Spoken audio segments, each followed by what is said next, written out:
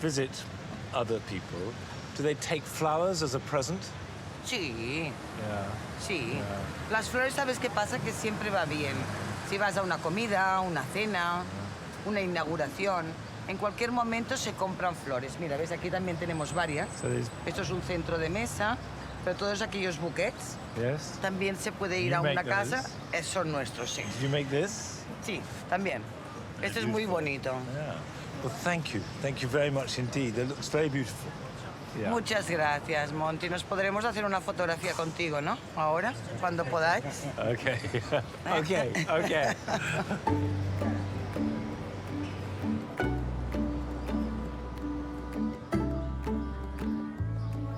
Barcelona is a city of parks and green spaces, and these act as the essential lungs for the residents, but also play a central role in the social life of the city. Because most people in Barcelona live in flats, the parks become doubly important. And on a Sunday morning, the Ciutadella Park is full of people walking, picnicking, and just enjoying being outside with green all around them. The one thing that is really noticeable to someone coming from England is that everybody who's sitting down in any way is finding the shade rather than the sun.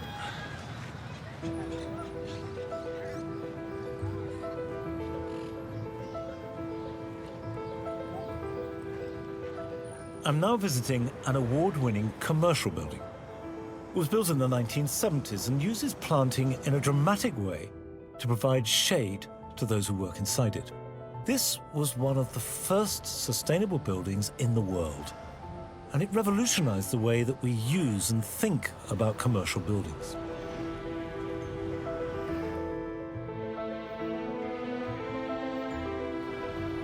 The plants were carefully chosen so light could shine through in winter, as well as providing shade in the summer months.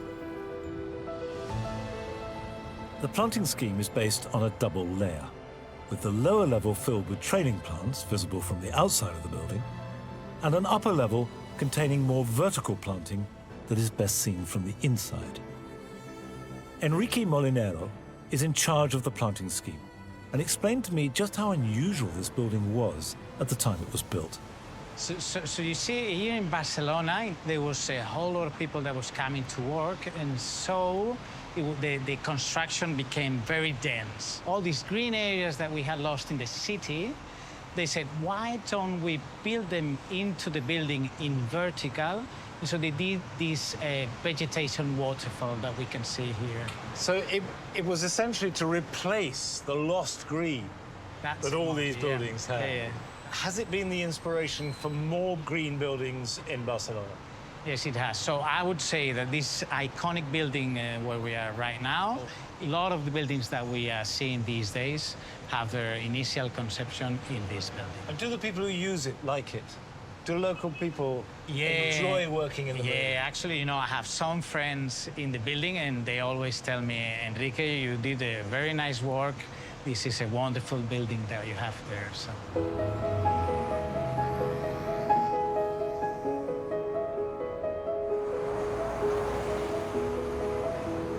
There are scores, if not hundreds, of buildings like this around the world now, clad more dramatically in plants.